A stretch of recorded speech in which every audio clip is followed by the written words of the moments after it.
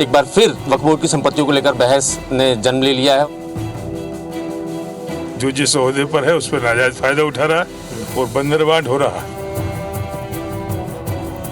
Police control room पूरा वक्फ पे बना हुआ है। हमीदिया रोड पे देखिए आप तो 60% लोगों के पास है, वो लाखों करोड़ों में जा रही है। नमस्कार दोस्तों, मैं हूं नवीन सिंह। IBC 24 की खास पेशकश सवाल आपका है में आप सभी का स्वागत है। आज हम सवाल आपका है में बात करेंगे मध्य प्रदेश के वक्फ बोर्ड की संपत्तियों को लेकर कई बार बहस शुरू हो चुकी है। एक बार फिर वक्फ बोर्ड की संपत्तियों को लेकर बहस ने जन्म ले लिया है और इस वक्त मैं खड़ा हूं भोपाल के ऐशबाग एरिया में और इस वक्त तस्वीरों में जो देख रहे हैं ये भी वक्फ बोर्ड की ही प्रॉपर्टी है। ये दरगाह है बाबा गरीब शाह की और ये भी वक्फ बोर्ड की ही प्रॉपर्टी है और इसके दाहिने तरफ भी काफ़ी सारा हिस्सा वक्फ बोर्ड का ही है। वक्फ बोर्ड ने कुछ सुधार ज़रूर किए हैं पिछले कुछ सालों में, जिससे आय बढ़ी है वक्फ बोर्ड की, कुछ बेहतर संसाधनों का इस्तेमाल किया गया है, लेकिन बार बार इस बात को लेकर विवाद होता रहा है कि वक्फ बोर्ड की प्रॉपर्टी जो है, जो संपत्तियां हैं, वो बेतरतीब तरीके से लूट रही हैं। इस बात को लेकर अल्पसंख्यक वर्ग में नाराज़गी भी है और इस वक्त हमारे साथ काफ़ी सारे लोग हैं, कई सारे सीनियर लोग हैं जो ये जानना चाहते हैं वक्फ बोर्ड से या मध्य प्रदेश की सरकार से ये जवाब भी चाहते हैं कि आखिर ऐसा क्यों हो रहा है। हम भी जानने की कोशिश करेंगे कि मध्य प्रदेश वक्फ बोर्ड की जो अरबों खरबों की जो संपत्ति है वो इतने आसानी से कैसे लूट रही है, किन लोगों का संरक्षण है या फिर बेहतरी के लिए और क्या सुझाव वक्फ बोर्ड ले सकता है। तो मेरे साथ बहुत सारे लोग हैं, उनसे बात करते हैं। सबसे पहले स्वागत है सर आपका। आप अच्छे मियाँ जी इस वक्त हमारे साथ हैं, जिस पीछे आप जो बाबा गरीब शाह की दरगाह देख रहे हैं इसके प्रबंधक ही हैं। सर पहले तो बताइए वक्फ बोर्ड को लेकर क्या नाराज़गी है, क्या शिकवा शिकायतें हैं? मुसलमानों में वक्फ बोर्ड को लेके पूर्व में काफ़ी नाराज़ी थी। अभी तो किसी हद तक जो अभी बैठे हैं काफ़ी कंट्रोल किया है इन्होंने, लेकिन पूर्व में हुआ ये है कि जो अध्यक्ष आया उसने अपने भाई भतीजावाद किया, लोगों को किराए पे दे दी। वो किराया वक्फ बोर्ड का ना के बराबर होता है, 1500 रुपये होता है और लाखों रुपए की जैसे हमीदिया रोड पे देखिए आप तो 60% लोगों के पास है, वो लाखों करोड़ों में जा रही है। और जैसे ये अपने यहाँ हिनोतिया के पीछे कुछ ज़मीन पड़ी है और है कई ज़मीनें जिसमें लोगों के कब्ज़े हैं। तो हम ये चाहते हैं कि ये जो है किराएदारी इसकी बढ़ाई जाए और जो जायज़ है वो उनको दिया जाए जो मुस्तहिक़ हैं, ऐसा मानना है हमारा। लेकिन होता ये है कि जो पूर्व में आए कुछ लोग, वो उन्होंने किसी की न सुनते हुए अपने घर के लोगों को, जो रिश्तेदार हैं करीब के, जो चम्मच किस्म के लोग हैं आगे पीछे घूमते हैं, उन लोगों को अलॉटमेंट करा दिया और वो अलॉटमेंट 1500 रुपये हुआ, वो लाखों करोड़ों में खेल रहा है आज। यहाँ का सवाल तो यहाँ ये ज़मीन जो है ये 26 एकड़, मेरे पास रिकॉर्ड है, 26 एकड़ नवाब हमीदुल्लाह खां के नाम थी। नवाब हमीदुल्लाह खां ने उनकी लड़की पटोटी की अम्मा साहिदा सुल्तान को दी और अभी फ़िलहाल सबिया सुल्तान नवाब पटोटी की बहन के नाम ये पूरा मैदान और हाउसिंग बोर्ड को बेच के चली गई। ये जो है ये हम लोगों को दिया हुआ है लिखत में हमारे पास। बाकी और जो ज़मीनें हैं वो उस पर सही बात है कि गौर करें। जैसे ये पाता कि यहाँ पर आरा मशीनें हैं, करोड़ों की ज़मीनें हैं, ये क्या कर रहा है? यहाँ नूर महल पे करोड़ों की ज़मीन है, उसको जैसे भी हो किराए बढ़ाएं या फिर उसको दूसरे लोगों को दें। हो ये रहा है, मैंने फिर अभी कहा, फिर दोहरा रहा हूँ कि जो करीब के लोग हैं उनको 3-3 4-4 जगह प्लाट अलॉटमेंट कर दी है। इससे पहले पूर्व में एक साथ थे, नाम तो लेना। इतनी आसानी से ये कैसे होता रहा? चूँकि वक्फ बोर्ड में बहुत सारे मेंबर्स भी होते हैं, कभी किसी का विरोध नहीं आया? अध्यक्ष की चलती है और जो ज़िले में होता है उसकी चलती है। अभी पूर्व में एक साहब है, नाम नहीं लेना चाहता, अगर जांच कराएंगे तो वो यानी जेल के अंदर होंगे। इन लोगों ने काफ़ी लोगों को बेची है, पूर्व ज़िला अध्यक्ष रहा है वो, काफ़ी लोगों को बेची है और कुछ लोगों को पैसे वापस करे, किस लोगों को नहीं करे। होती वो तो बंदा बांट होती है। अध्यक्ष जो कहता है वो होता है, ज़िले में होता है वो जो कहते हैं वो हो जाता है। उन्होंने एक पर्ची ली और उसमें एग्रीमेंट करके दे दिया कि साहब ये आपके नाम है, 100 बाई 100 के प्लाट। गवर्नमेंट मान लेती है उसको, वो प्लाट किराएदारी हो जाती है। किराएदारी पे काबिज होता है, जैसे बागपुरा सब्जा पूरा किराएदारी पे है वो। ऐसे बहुत सारे, मुराजी नगर है, मनकेश हाता है, पेट्रोल पंप बना हुआ है, काफ़ी जगहें ऐसी हैं।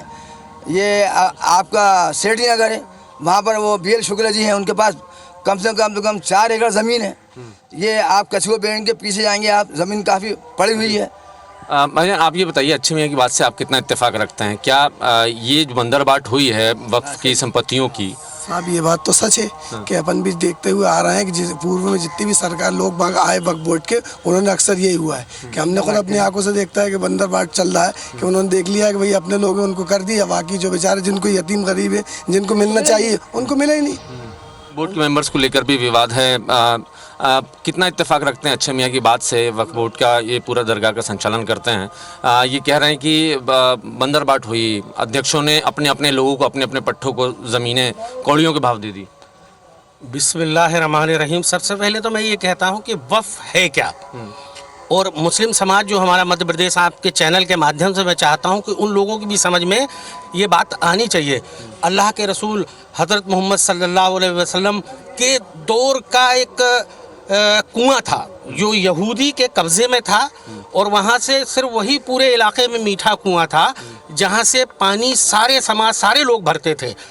तो अल्लाह के रसूल ने बड़ा जब लोगों ने उनके पास गए, उनसे कहा कि साहब ये बहुत पैसे लेकर हमको इस कुएं से पानी देते हैं, तो कम से कम हमारे लिए कुछ राहत का कार्य यहाँ किया जाए। उसमें जब अल्लाह के रसूल ने वहाँ कहा सारे लोगों से कि भाई कौन है जो इसको ख़रीद कर वफ़ करना चाहता है, वफ़ कर दे, जिससे सारे अवाम और सारे लोगों को इसका फ़ायदा पहुँचे। उस्मान गनी जो हमारे खलीफा हैं वहाँ के उस वक्त के, उन्होंने इस कुएं को जाकर यहूदी से बात की और कहा कि भाई ये कुआं हमें आप दे दो, इसके पैसे ले लो, और हम चाहते हैं कि अवाम जो मीठा कुआं है जिससे पानी निकलता है, ये हम अवाम को वफ़ करना चाहते हैं, अवाम की खिदमत के लिए देना चाहते हैं। तो चूँकि यहूदी को उस वहाँ से काफ़ी अर्निंग थी, पैसा मिलता था, लोगों को मनमाने पैसे देकर ही वो इस कुएं से पानी भरने देता था।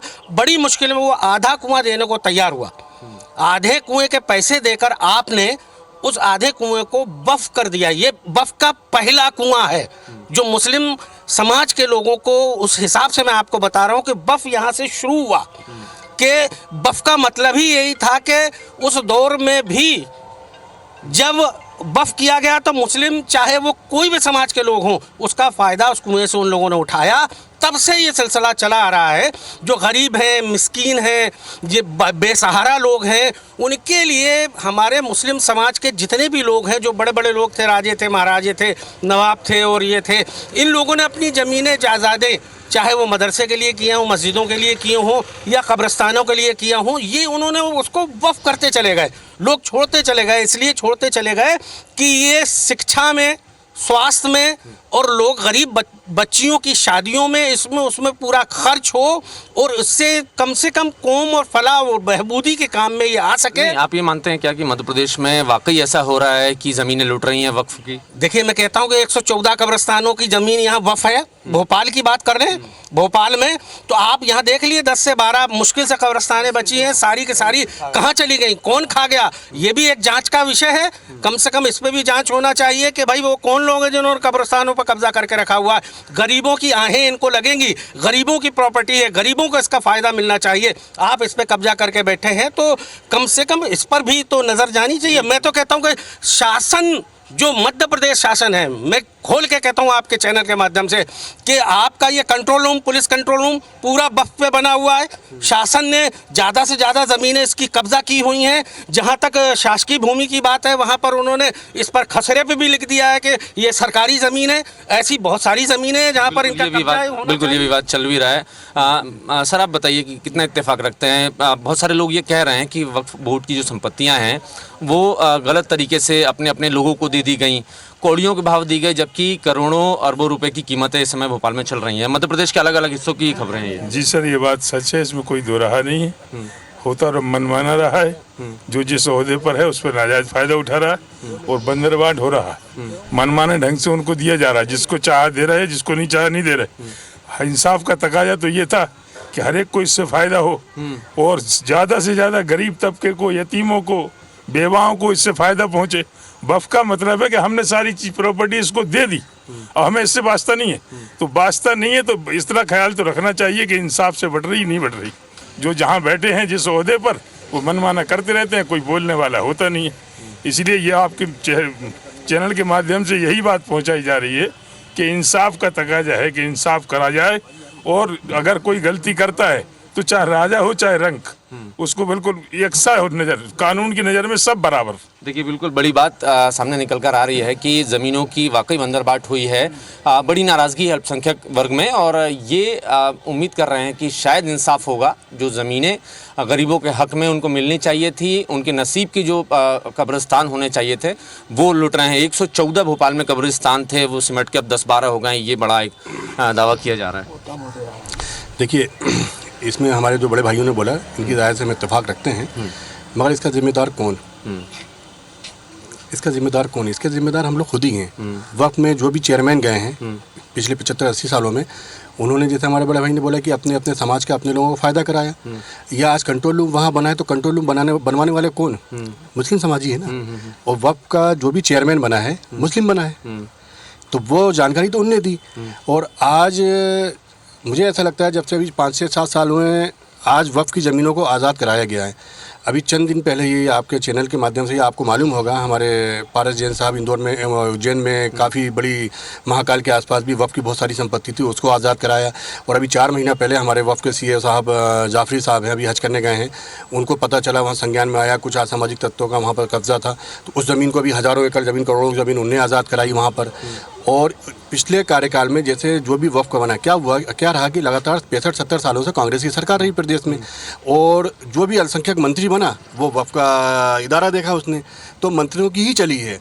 अभी हमारे भोपाल के एक बहुत बड़े दिग्गज जो कौम के रहनुमा कहलाते हैं, आप उनका अगर दिखाएंगे, लक्ष्मी टाकिज से लेके वो पूरा जहाँ तक उनकी वो है, कहाँ के रहने वाले, दीवानगंज विदिशा के आगे जो भी पूरा एरिया है, पूरी 500 से 700 करोड़ एकड़ ज़मीन उनके परिवार के नाम है। इधर चले आए गुफरान आजम साहब को देख ले, कोल्हार में जितनी वक्फ की संपत्ति सब उनके नाम है। तो उन्होंने सिर्फ अपने परिवार का और ख़ुद का फ़ायदा करा है। और ये बात जैसे हमारे तोक़ीर भाई ने बोली कि वक्फ की संपत्ति में, और ये जो वक्फ की संपत्ति, वक्फ क्या होता है एक्चुअली, जैसे इन लोगों ने अभी आपको बताया कि एक विधवा, बेसहारा, यतीम, प्राइमरी स्कूल, अभी तक हमारे लिए वक्फ के पास इतनी संपत्ति है, वक्फ के पास इतनी चीज़ें हैं, अगर हम उसको बना देते या स्कूल बना देते, कॉलेजेस बना देते, या वक्फ के लिए हम कुछ तामीर करा देते, तो हमें कहीं, हमारे समाज को कहीं और जाने की ज़रूरत नहीं पड़ती। इतनी संपत्ति हमारे पूर्वज लोग छोड़ के गए हैं, अल्लाह ताला उनकी जन्नत कब्रों को नूरों से भरे, मगर उसको हमने बेच खाया, आज लक्ष्मी टाकिज सराय, वहाँ पर गद्दावर नेता, कांग्रेस के नेता है, उनका उसका कर्ज है, करोड़ों की संपत्ति है, वो अरबों की है। तो बोर्ड में मेंबर भी हैं वक्फ बोर्ड में। वक्फ बोर्ड में हम आपसे बता रहे हैं ना, वक्फ बोर्ड में अगर सुई भी गिरती है तो लक्ष्मी टाकिज तक आवाज़ जाती है। तो वहाँ पर वो जो चाहते हैं वो होता है। और अगर वहाँ पर सच्चाई की आवाज़ कोई उठाने वाला जाता है ना, कोई अगर वहाँ पर फरियादी जा रहा है, गलत है, तो उनके अगर नुमाइंदे उसमें उस चीज़ में इन्वॉल्व हैं, तो उनको इस तरीके से पेश कर दिया जाता है, सही को गलत और गलत को सही पेश कर दिया जाता है। ये तो माहौल है वक्फ बोर्ड का। तो मगर अभी हमारे पिछले शौकत मोहम्मद खान साहब चेयरमैन थे, तो पहली बार ऐसा हुआ, उनके ऊपर कोई ऐसा इल्ज़ाम नहीं लगा। अभी हमारे सनोवर पटेल साहब चेयरमैन बने हैं, तो उनसे हम लोग को, समाज को काफ़ी उम्मीदें हैं, और वो बड़े ईमानदार आदमी हैं। और मुझे लगता है जिस तरीके से हम लोग को उनके ऊपर भरोसा है, तो वो उस तरीके से समाज को भरोसे पे खड़े उतरें। और वक्फ की जो संपत्तियां हैं, उसको जो गैर कानूनी तौर पे लोगों के अवैध कब्जे हैं, हज़ारों एकड़ ज़मीनें हैं, अगर उसको भी उनने मुफ्त करा के और मुस्लिम समाज के उसमें लगा दिया, तो कहीं ना कहीं रेवेन्यू बढ़ेगा, पैसे की इनकम बढ़ेगी, आमदनी बढ़ेगी। तो हमारी उन महिलाओं को, जो उन बच्चियों को, जो यतीम बगैर माँ के बगैर बाप की बच्ची हैं, उनकी शादी कराने में हमें कहीं किसी के आगे मोहताज करने की ज़रूरत नहीं है। हमारे खुद के शादी हाल बन जाएंगे, हमारे खुद के कॉलेजेस रहेंगे, हमारे खुद के स्कूल रहेंगे। और यकीनन अगर ये सब चीज़ें हमारे समाज में अगर हो गई, अभी तक किसी ने, चेयरमैन जितने भी बने हैं, किसी ने इन चीज़ों की तरफ रोशनी नहीं डाली है। अगर रोशनी डालेगा तो यकीनन अगर होगा, तो हमारे यहाँ से खुद डॉक्टर बनेंगे, खुद इंजीनियर बनेंगे, खुद बड़े बड़े साइंटिस्ट बनेंगे, तो हमें कहीं किसी के आगे हाथ फैलाने की जरूरत नहीं। बिल्कुल, लेकिन इतना सब कुछ इतने सालों से होता रहा, कभी कौम के लोगों ने आवाज़ बुलंद क्यों नहीं की? ये खबरें या इस तरीके के जो भी गड़बड़ियाँ होती रहीं, ये बाहर क्यों नहीं आई? ये क्या है साहब, एक बहुत बड़ी दुर्दशा रही हमारे वक्फ बोर्ड के साथ कि कांग्रेस के शासनकाल से ऐसे अध्यक्ष बैठे जिन्होंने इस पे कब्जे किए। आप इसका रिकॉर्ड उठा के देखेंगे तो जितनी भी कब्जे निकलेंगे वक्फ बोर्ड पे, सब जितनों ने भी कब्जे कर रखे हैं वो कहीं ना कहीं कांग्रेस से ही कनेक्टेड मिलेंगे। और ऐसा राजनीतिक दबाव बना रखा उसको कि उसको नहीं हटा पाए। उसके बाद क्या हुआ कि कांग्रेस ने उसको इतना मचा दिया है कि भाजपा की सरकार उसको साफ करना चाह रही है, लेकिन उसको साफ धो के परेशान है उसको, ऐसा बंटाधार कर दिया है। और जो दुर्दशा रही वक्फ बोर्ड के साथ कि वक्फ बोर्ड में जो चीज़ होनी थी वो सही मायनों में नहीं हो पाई। मेरा आपके चैनल के माध्यम से निवेदन है कि मुख्यमंत्री जी को एक टीम बनाना चाहिए कि जिससे वक्फ बोर्ड में क्या हो रहा है, क्या चल रहा है, इसकी क्या रूपरेखा है, किस प्रकार कार्य करना चाहिए, क्योंकि वक्फ बोर्ड की जो आय है उससे मुस्लिम समाज का इतना विकास हो सकता था कि मैं आज जिसका आपको बता नहीं सकता। आज वक्फ बोर्ड के ही माध्यम से हमारे मुस्लिम समाज में एजुकेशन होती, आईएएस बनते, आईपीएस बनते। भोपाल इतनी मुस्लिमों की आबादी है, लेकिन आज आपको वक्फ बोर्ड की ओर से संचालित कोई बहुत बड़ा स्कूल नहीं मिलेगा कि जहाँ पे हमारे बच्चे पढ़ लेकिन दो विधायक हैं, मध्य से भी हैं और उत्तर से भी हैं। विधानसभा में भी कभी वक्फ बोर्ड की आवाज़ नहीं जाती है कि इतनी बड़ी बड़ी गड़बड़ियाँ हो रही हैं, ज़मीनें लूट रही हैं। तो भोपाल के जो ये 2 विधायक हैं, इन्हीं के प्राइम लोकेशन की ज़मीनों पे तो इन्हीं के कब्जे हैं। आप जांच करवा लें इसकी स्पष्ट। इनके परिवार का व्यक्ति ना मिले तो फिर आप बात करिएगा, है ना। इनके लोग ही उस पर कब्जा जमा के बैठे हुए हैं। आप बताइए सर, क्या वाकई ये सही है कि ज़मीनें लूट रही हैं भोपाल में? बेशकीमती ज़मीनें जो वक्फ बोर्ड की हैं, न सिर्फ भोपाल में, मध्य प्रदेश के अलग अलग हिस्सों में, और बोर्ड के लोग ही इसमें शामिल हैं। बिल्कुल सही है और मैं अच्छे भाई की बात से भी 100% सहमत हूँ। कुछ सुधार भी हुए हैं, ऐसा नहीं है। दरअसल मध्य प्रदेश के अलग अलग हिस्सों में जो वक्फ बोर्ड की प्रॉपर्टी थी उसको कमर्शियल इस्तेमाल किया गया और वहाँ से जो आय हुई है उससे कब्रिस्तान, दरगाह और मस्जिदों के विकास के लिए उस राशि को लगाया गया है। और कितना बेहतर वक्फ बोर्ड काम कर सकता है, क्या आप कुछ सुझाव अगर मध्य प्रदेश की सरकार को या बोर्ड को देना चाहिए? देखिए, हमारे देश के यशस्वी प्रधानमंत्री ने एक बहुत अच्छा उनके दिमाग में डाला गया, क्योंकि जब अभी 9 साल पहले से भारतीय जनता पार्टी की सेंटर में सरकार बनी है तो हम सभी भाइयों को उसके ध्यान आकर्षित करना चाह रहे हैं कि मतलब रोशनी डालना चाह रहे हैं। अभी सेंट्रल गवर्नमेंट ने क्या करा है, पूरा ऑल ओवर इंडिया में जितने भी स्टेट हैं वहाँ पर जहाँ जहाँ वक्फ की संपत्तियाँ हैं तो उनका डिजिटल सर्वे कराया। और डिजिटल सर्वे के बाद में भी हमारे यहाँ भी, हम यहाँ भोपाल में भी आए थे तो इसमें मैं भी यहाँ पर था। हमारे यहाँ हमारे क्षेत्र में जितने भी वक्फ की संपत्तियाँ हैं उनका डिजिटल मैप बना, डिजिटल सर्वे हुआ, उसको वहाँ से डायरेक्ट कनेक्ट कर रहे हैं कि वक्फ की कहाँ कहाँ संपत्तियाँ क्या है, उनकी निगरानी में। अब जहाँ भी जो फर्जीवाड़ा था उसको रोकने के लिए प्रयास करा जा रहा है, क्योंकि हमने आपसे क्या बोला, 65 सालों से अभी तक जो मलाई खाने वाले लोग बैठे थे, जब हम खुद ही वहाँ पर जाके उस संपत्ति पर हमारा खुद का ही रहेगा तो हम दूसरों पे कैसे इल्ज़ाम लगा पाएंगे। पहली बार ऐसा हुआ है कि अभी हज़ारों एकड़ ज़मीनें उसको रिहा कराया गया है। अभी राजगढ़ का मामला हमने आपसे बताया, उज्जैन का मामला बताया और भी रतलाम का मामला बताया। ये शिकायतें जाएंगी। जो आय होती है वक्फ बोर्ड की जो किराए से, तो उस किराए का इस्तेमाल किस तरीके से वक्फ बोर्ड कर रहा है? देखिए, मैं आपके चैनल के माध्यम से बिल्कुल खुले तौर पे बताना चाहता हूं कि वक्फ बोर्ड को सालाना लगभग 1 से 2 करोड़ रुपए के लगभग की आय हो रही है अभी मध्य प्रदेश में। लेकिन ये जो है ना, वहाँ भी और बंदरबाट की तरह वही सिस्टम बना हुआ है। जो भी चेयरमैन बनता है, जहाँ से भी आता है, वो अपने तरीके से इस राशि को यूज़ करता है। आज भी जो इसके हकदार हैं, जो मुस्तहिक हैं, उन लोगों तक ये राशि नहीं पहुँच पाती है। जबकि जो एम्प्लॉइज़ हैं वक्फ बोर्ड के, ये भी एक बहुत ही बड़ी बात है कि जो एम्प्लॉइज़ हैं तो वहाँ उनको शासन की तरफ से उनका अपना पैसा आता है, तनख्वाहें आती हैं। तो मैं पूछना चाहता हूँ कि ये जो आय पूरे साल भर की आपके पास आ रही है, तो वक्फ बोर्ड के लोग भी इसके बारे में भी बताएं कि आप क्या सुझाव देना चाहेंगे वक्फ बोर्ड को, जिस तरीके से ज़मीनों की बंदरबाट हो रही है और साथ ही साथ जो हक जिनको मिलना चाहिए उनको नहीं मिल पा रहा है? भाई, मेरा ये सुझाव है कि सबसे पहले तो जो वक्फ की प्रॉपर्टियां हैं, जितनी भी जायदाद हैं वक्फ की, वो उसका सही ढंग से इस्तेमाल होना चाहिए। उसके लिए जो लोग भी जिम्मेदार हैं आज के, तो उनसे मैं यही मतलब उम्मीद करता हूं कि वो सही तरीके से इसको मतलब लोगों के जो है विकास में लगाएंगे, जो भी प्रॉपर्टी से इनकम है वक्फ की। और जो भाई ने कहा जैसा कि कब्रिस्तानों पर कब्जे हैं, को कब्रिस्तान क्या है कि पूरे समाज के हैं, समाज के लिए हैं। आज कब्रिस्तान हम देख रहे हैं ख़त्म होते जा रहे हैं। 100 से ऊपर कब्रिस्तान थे, आज 12 या 14 कब्रिस्तान बचे। मतलब अगर अब ये हालात है कब्रिस्तान के, तो आप अंदाज़ा लगाइए कि बाकी प्रॉपर्टी का क्या हाल होगा जब कब्रिस्तान के हाल। आखिरी वर्जन यही देना चाहता हूँ कि मैं आपके चैनल के माध्यम से हमारी समाज को और सबको अवेयरनेस लाना चाहता हूँ, बताना चाहता हूँ कि सबसे पहले मध्य प्रदेश शासन जिन्होंने वक्फ की संपत्तियों पर कब्जा किया हुआ है, पहले वो छोड़ें। फिर जिन लोगों ने इस पर, जो पब्लिक अवाम, जो लोग हैं, जो असरदार लोग थे, जिनके कब्जे हैं, फिर वो उनसे छुड़वाएं, तब जाकर समाज का भला हो सकता है। ये एक पूरी राय है।